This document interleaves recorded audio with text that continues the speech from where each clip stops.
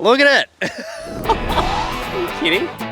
Today I'm comparing the most budget to the most bougie campsite I could find. This is not the way to take the missus to prove how nice the area is. I'm attempting to show Stevie the Amamoor region. Stop, are we staying in a dome? Oh my God. With a style of camping she's never experienced before. I brought along my trusty checklist and it's got some very specific criteria. We're back in the family rigged Land Cruiser, so I'm very excited to show you the stark contrast between these two incredible camping experiences. I am on a mission. I want to take the family on a 2-night camp trip, but it is school holidays and Stevie goes back to work, obviously, because she's a teacher, very soon. So I wanted to get one last little trip in before Maverick turns 1, and I thought HipCamp's probably the way to go because everything else is booked out. So right now we're standing in Cedar Grove, which is a public camp area which you can camp out if you have permits, but we've booked a HipCamp another 20 minutes west, and that got me thinking online because on the website you have the ability to sort by, and I mean naturally it starts with by cheapest first. If you're like me, I'm sure the temptation to sort by most expensive will hit no matter what website you're on. You're always a little bit interested to see what is possible, and far out, I was surprised. So that gave me the idea. This episode, we're doing cheapest versus most expensive HipCamp within a 2-hour radius. That's available. We're about 20 minutes from our budget campsite. You are going to want to stick around to see what I have organised for us on night 2, because it is, it's pretty intense. It's pretty different. I didn't even know this stuff was available on HipCamp, to be honest. This is Mr. Maverick's first camping trip in a little while. You guys probably haven't seen him since Fraser Island. This is Cedar Grove. It's a bit of a campsite. You can stay if you get permits, just up in the car park or in the day use area. But tonight we are going another 20 minutes inland. So I'm not sure what we're in for yet, but it is the cheapest one I could find that was available. Hi, you want me to talk to Dad? Wow, welcome to Cedar Grove. We're on the way to our budget campsite, and when packing for this trip I made sure to bring firewood. However, only to find out it wasn't actually necessary. Amamoor Creek Road. Firewood like every 10 minutes at private properties, just selling it. Top tip, but I didn't know about until right now. We have a bit of time to kill, and I'm attempting to show Stevie the more scenic route to camp. Google Maps is still working though, so that's alright. Interesting enough, New York Track says this road doesn't even exist, although it's saying 40 minutes to our arrival time now. Yeah, it was only 20 before. I'm trying my best to show her all the major attractions, but the plan's falling apart. Bit of a theme for this area by the looks. Everything's a bit like that. I might just double check this spot because reversing up, it's super steep. It's saying it's the main road. At this point, I'm pretty sure I'm lost. All right, let's have a little bit of a Captain Cook, eh? It's getting a bit serious. And judging by her look, she's figured it out also. Another little road here that joins in. Oh, we're at the end of it already. It's just there. Uncle guys, lucky I've got the PPF wrap, because this is the land partner heaven. This is not the way I was meant to go at all. I was meant to pick some scenic backcountry route. There's like little river crossings and stuff. This is not the way to take the missus to prove how nice the area is. Yeah, it just says please sharp, must be animals. I would have. It's the main road. You can't just gate a main road. Nonetheless, an hour or so later, with Stevie behind the wheel, we've found the private property known as Hope Valley. We are on the property, and I've had to remember what my thing said because I've got no service here. I think it was a kilometre in on the driveway to our site. We were greeted by some farm animals, chickens, pigs. You probably nailed the camp spot. Sleeping straight away, first time, no dramas. How you going, Mr. Maverick? Say good, Daddy. Pretty good. Time to get stuck into setting up the tent and awning, as well as showing Stevie that this trip I did not forget. What do you think of my latest upgrade? The ladder and table, as I've constructed a little bit of a shelf to make sure that doesn't happen ever again. Welcome to Pilgrims Rest. Amamoor Creek. This is the budget option, the cheapest option I could find. Yes, for tonight. So I come in at about $22, I think. Maverick said he likes the creek. He does. Well, let's show you around. I'm going to show you let's show you guys around some of the best features of Pilgrims Rest. Do you like my budget hat and flannel? Yes. So we did finally get here. Apparently we're on over 1,000 acres. Yeah. of property. She says that when you get a spot here, you get it all to yourself. Yep, apparently. So I was thinking, oh, school holidays is going to have people everywhere. But she's like, nah, every spot's private. If you book it, it's all yours and whoever you invite. So for 25 bucks, or maybe it was 22, I can't remember. I'll put it on the screen. For the price, yeah, I know, it's pretty good. Let's go check out some features. It comes with a fire pit. How fun. We get to have a fire tonight. Don't let the budget fool you guys. This place offers 3 separate fire pits, and this one even has a log to sit or stand. Fire pit 2, it's probably the one we're going to use tonight. Fire pit 3, probably won't bother with this one, it's in the bush. Yeah. What'd you say? Ghost story pit. Yeah, ghost stories. Ooh. Come this way to go down to the creek. Okay, there's a few different options here. Well, this seems the easiest way to get down. Yeah, not bad, not bad. It's so tranquil down here. Little rock pools for kids, super clear. So this trip, Maverick turns 1 in exactly 1 week, right? He's not, we'll have a 1-year-old soon, it's pretty crazy. But I thought I'd do a last minute trip before Stevie goes back to work. If you're wondering where Mac is, he's at the moment working his little butt off for the King Chrome Build Wars. Actually, he wanted me to remind you guys he's heading to Adelaide show soon. If you're in Adelaide and you're anywhere near the show, go say hi to Mac. He'll be there all weekend. Oh, the on button works on this one. Far out. After I wow the missus with an awesome campfire, it's time to consult my comprehensive camp checklist to ensure this is in fact the budget site, before sitting back to enjoy Fire Pit 2. It's not long until it's time to cook dinner, and tonight I'm in charge of cooking, whipping up some burgers on the induction cooker. Safe to say I was pretty proud of the outcome. It's not long until the boys starts getting tired, so Stevie proceeds to initiate the bedtime routine. However, make no mistake, he's not taking any chances and is sure to let everyone at camp know who the real man of the house really is.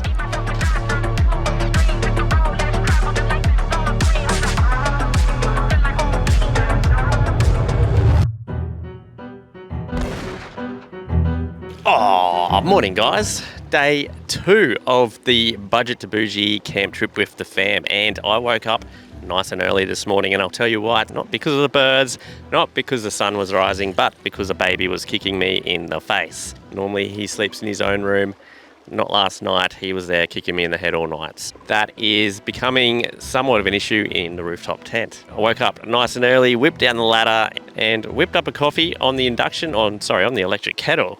Jeez. And a baby chino. I came down to the creek to somewhat enjoy that before inspecting the fireplace, which Stevie promptly got going again, and I cooked some breakfast, eggs, avocado on the stove, which brings me to the game plan, the battle plan, if you will. We are packing up very soon and we're going to head, it's about 45 minutes east. This is our Bougee camp, the most expensive hip camp I could find in a 2-hour radius that's available. I mean, this one is the most budget I could find, and it is pretty incredible. So, got high hopes for the Bougee one, I'll tell you that for free. I dive into pack up, carefully stowing the ladder and table, so I never risk leaving them behind again. And before long, we're back in the car, fully loaded and ready to roll. Maverick makes it very clear just how thrilled he is to be strapped in again. As we begin the slow journey down the long driveway to the front gate, a trip that alone takes nearly 10 minutes just from where we were camped. And after bidding a farewell to the resident pigs, it's time to hit the road once more, with a planned stop in the little town of Amamoor. Maverick fell asleep basically instantly. I'm gonna get lost again.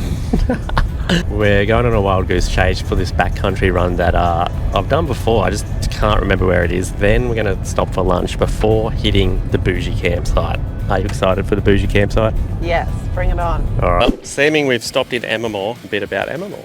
This is the local bar, not open till Wednesday. This is the local cafe, also not open till Wednesday. I'm led to believe this is the last whistle stop. Could have something to do with the train station right here.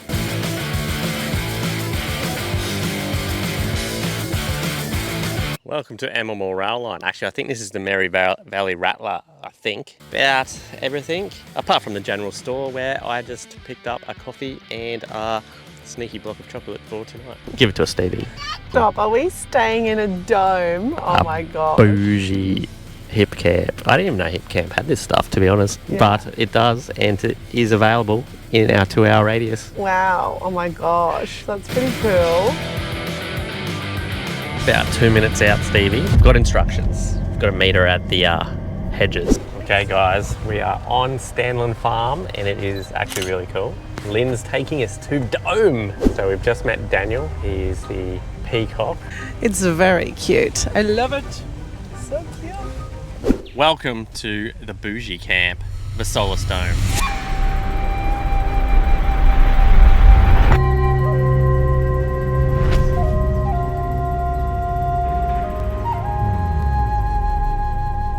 All right, guys, this is the most expensive hip camp I could find in a 2-hour radius that is available, or was available when I booked. So this is Lynn's SOLACE Dome, and she has a couple of camps on this property, and they are all incredible, but I think I've lucked out here because look at it.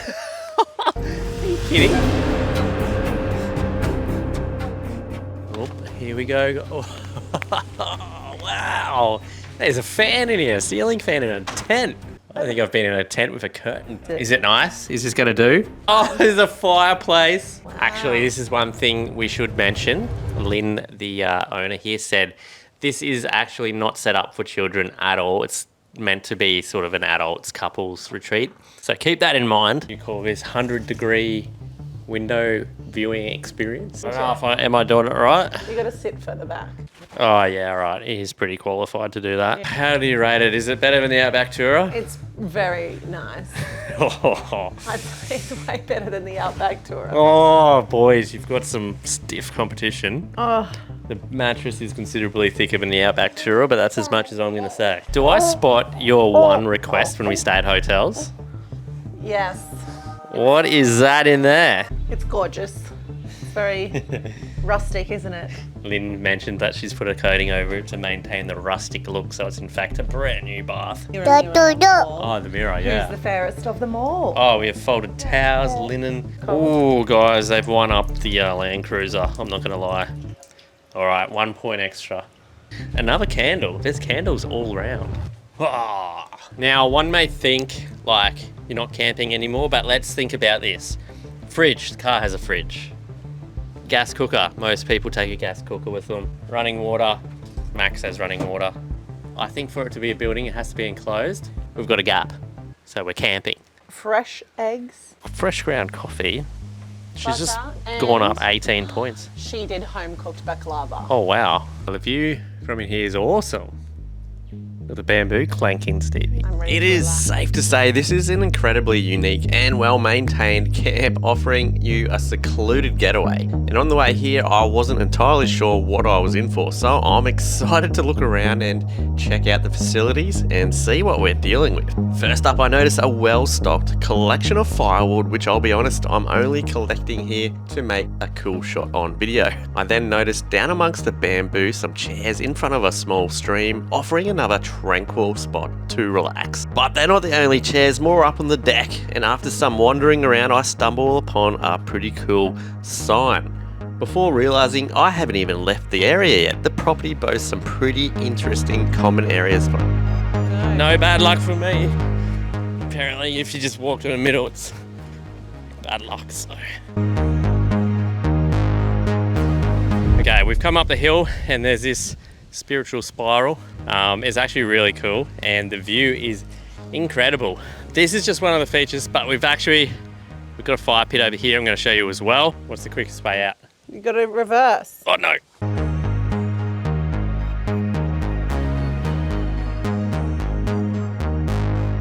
Battery. This is a communal kitchen. Oh, it's big esky. Oh, sorry, diesel generator.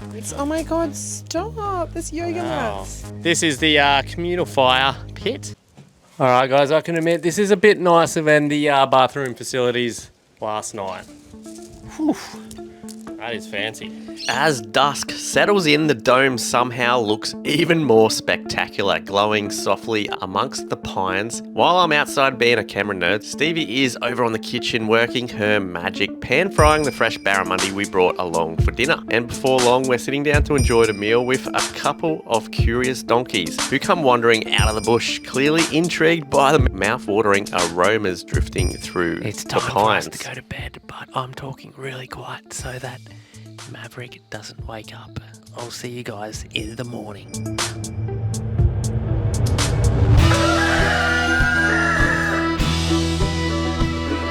Time to inspect my checklist and check off all the items to make sure this applies to being the Bougee Camp.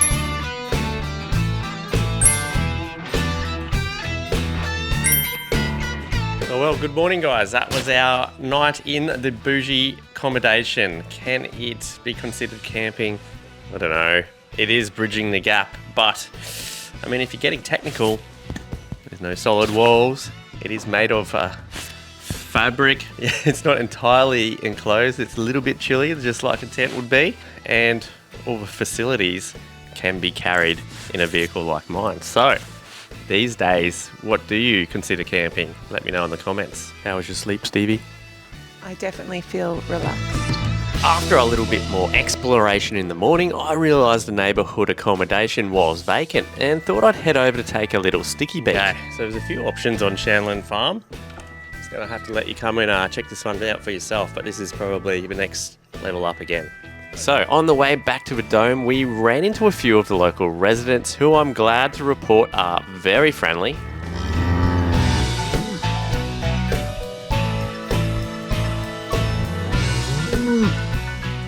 And after getting back to our luxury dome, it was time to get stuck into whipping up a bit of brekkie. With the farm fresh eggs supplied, Stevie has once again outdone herself. Time for a morning camp shower before brushing my teethy pegs to set a good example for the boy. Overall, guys, I think Lynn, the owner of this property, has done an awesome job of creating something really unique to come and check out for yourselves. It is important to mention, like I did earlier, it's not meant for children, and we weren't actually meant to bring a baby particularly, so keep that in mind. It's not, she just wanted to make sure that you guys knew that. And this is actually also on a bit of a farm, so you get to go see all the animals. The donkeys came and saw us during dinner last night. It's all a pretty fun experience. So yeah, highly recommend, guys. Highly recommend. Let me know, are you sort of the more budget campsite kind of person, or are you the more bougie sort of camp person? I'm going to tell you right now, for me, in my situation, Stevie loves these trips if we start with the budget one and we finish with the bougie one. So maybe something you can try yourself as well. Jump on the internet and sort by cheapest and then sort by most expensive and book a night there and a night there. It's not a bad way to do it. And guys, I just wanted to let you know Mac couldn't make it on this one because he is flat out building the King Chrome Build Wars car that we're taking to Tasmania to compete with. He just didn't have time to come on this one with me, unfortunately, but if you do want to catch up with Macca, he's going to be at Adelaide 4x4 show at the Nido Grappler Grounds. So if you're down that way and you want to go have a chat with Macca and battle him in the little RC cars, go check out the Adelaide 4x4 show. It's coming up really soon. And yeah, sorry Macca, you missed out on this one. There's only one bed anyway, so. If you've got this far through the video, thanks so much for watching, and let me know if you've enjoyed this comparison style video, and if you've got any ideas of your own of what you'd like to see put head to head, let me know in the comments below. Until next week, thanks for watching and I'll see you then.